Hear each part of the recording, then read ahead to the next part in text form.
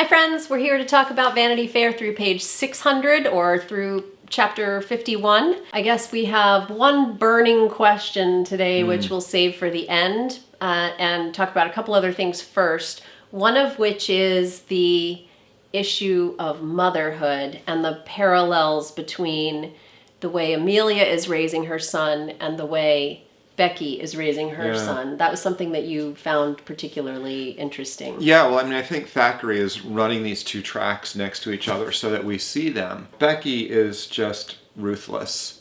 She will climb on top of anyone to get to the top of the pile, and she'll climb on top of her own child to do that.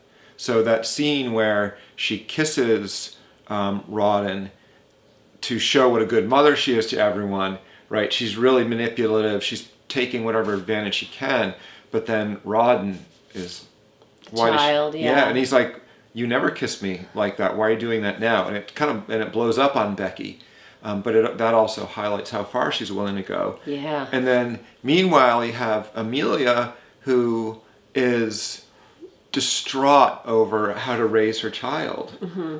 And he's being taken from her. It's devastating. This family just has her over a financial barrel. Yeah. And she tries everything, right? And, when she pawns the shawl from Dobbin, right? That's like kind of a heartbreaking thing that she has to do.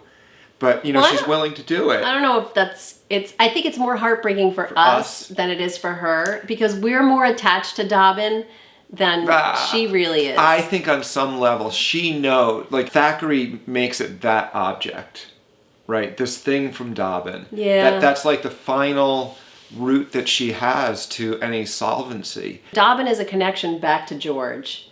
Yeah. Okay. I think that's really, if anything, that's the value she places on him. I don't think she values him for himself, at least not yet. Maybe she will someday. Yeah, or maybe that's been hinted at that maybe she will someday. Maybe she feels like she's pawning his kindness or something like that. Yeah, I think that's right. It's not love, it's so much as kindness. Yeah, and then that money just gets swept away from her. She does this difficult thing and she gets kind of punished for it. Yeah. Right? And then she realizes the only way out is basically to sell her son. Yeah, it's horrible. The one coda she tries to write into the contract is, I can see him whenever I want. Yeah. Right? And I can't remember, do they say sort of yes, but? No, but I think what's going to happen, I think she's already seeing it happen, is as he grows up, he's going to be like, I don't know, why do I have to go spend time with my mother? He's like, rich and happy. And there she is, like, peeping up on behind the bushes on Sunday, just trying to get a glimpse of him. So Amelia and Becky are kind of on like extremes when it comes to the way they're mothering. Amelia is really clinging, and we understand why she's clinging, but she's very clingy, and Becky really doesn't care about her kid at all. No. She'd just as soon not have him. Right, and it's kind of funny that Becky does this very outward theatrical thing, whereas Amelia is hiding. Right, the sort of the opposites in how they do things is striking. It's just occurring to me as we're talking about this that those two boys are such a pure device for Thackeray to show us the differences. First, the plot was revolving around their relationships with men, and once that was resolved, then he had to find something else that would kind of highlight who they are in relation to one another, and so these two little boys are kind of the perfect device for doing that. Well, and also Amelia's social capital has sort of disappeared as Becky's has risen. And then you've got that great closing scene where Rawdon just gets sort of taken away in cuffs. Was he handcuffed? He wasn't handcuffed, but he's taken away in social cuffs. Right. He owes some money and he's in big trouble now. Yeah. So speaking of the narrator, as we were a moment ago, I wanted to mention that I'm kind of finding the narrator to be somewhat cavalier towards us as readers, in a humorous way, but but maybe that's partly why he likes Becky. Becky just plays with things to get what she wants. Is the narrator playing with effects to get what they want? There's that whole chapter about Gaunt House. Who cares? We really don't need to know. We need to know that Lord Stein has a thing for Becky, and we need to know that his wife hates Becky, and the women of the house are very unhappy about inviting her over. But we do not need to know their whole lineage, and yet we have this whole chapter that, like, I mean, at some point I just started skimming that chapter because I was like, I don't think I really need to know this. Well, but part of what comes up in that chapter is madness runs in her family. So their son, who's a diplomat, has started to show signs of madness. So they basically lock him up and say tell everyone he's in Brazil.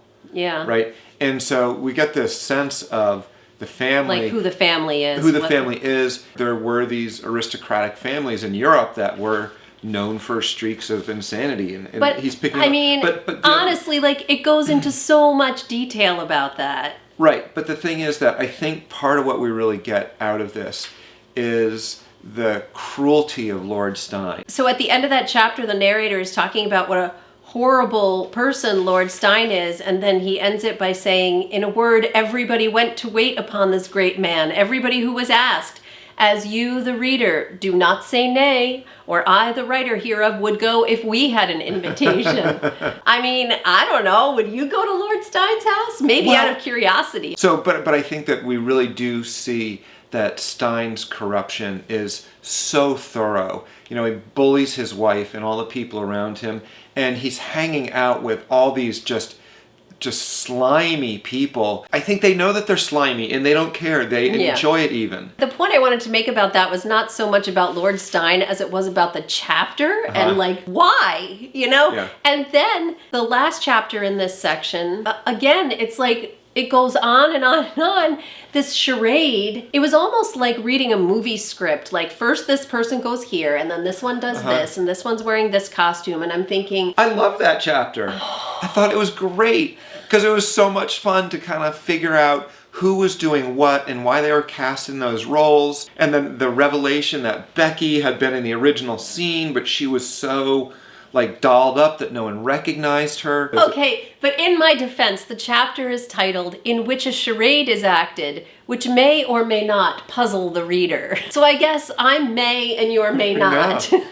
I also loved the chapter that was called 3 Courses and a Dessert. It's broken into 3 sections, so presumably those are the 3 courses. The first course is when Lord Stein tells the ladies of the house that they have to invite Becky, and they say, oh no, we won't, and he says, oh yes, we will. And then they go out to Lady Bareacres, who we know from when they were trying to escape Belgium, they basically like whisked her horses out from under her, and that's how they got out. Right. And so she obviously has no love for them. The third part is at the party itself. And the thing is that the dessert, I think, is like that expression, just desserts. I was wondering. Right? The women have been so horrible to her, and at the end of the chapter, she plays the piano or the organ so beautifully. She sang religious songs of Mozart. She's so cunning.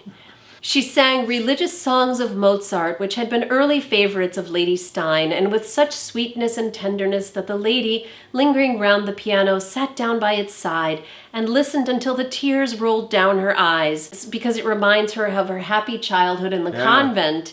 And then Lord Stein comes in and he sees his wife weeping at the piano where Becky's playing, and he's like, okay, I'm going with it. Whatever the previous portion of the evening had been, the rest of that night was a great triumph for Becky. She sang her very best, and it was so good that every one of the men came and crowded round the piano. The women, her enemies, were left quite alone. And so she gets her just desserts. So I feel like the narrator is very playful and sometimes at our expense. Well, one of the other things that's interesting about that scene is the women in this book just have their knives out, but the men have the power.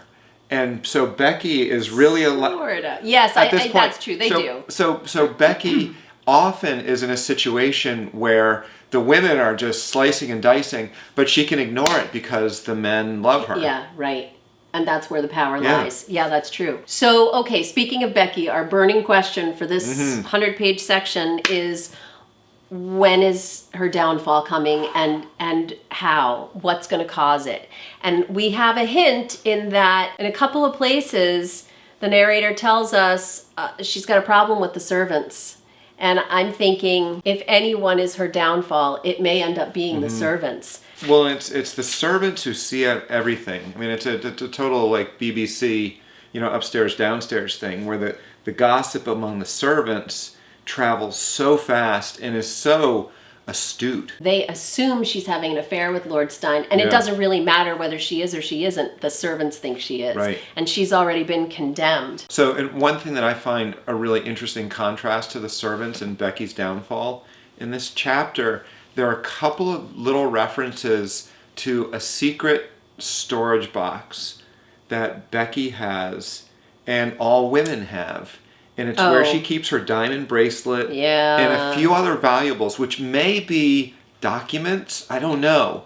Like, does she have the papers on someone or something like that? On the one hand, she seems to be, like, this is the top of the social pinnacle. Being presented at court. Right. Yeah. So if there's going to be a fall, this is where it's going to start. Yeah. But then there's also this sense of, like, because of who Becky is and because of this little thing, something she has, is she going to be able to save herself? I mean, I would also say that because of where we are in the book, you partly gauge the arc of the story knowing where you are in the book. And so, like, this would be about the place where you might think we're headed towards, a problem. Well, she's headed towards her downfall now. It's been building up. Or the other possibility is that she's Scarlett O'Hara. Somebody mentioned Scarlett O'Hara earlier. Maybe it was in our email exchanges with our friends who are reading with us. It makes you think Margaret Mitchell must have read Vanity Fair, because that's exactly who Scarlett O'Hara is.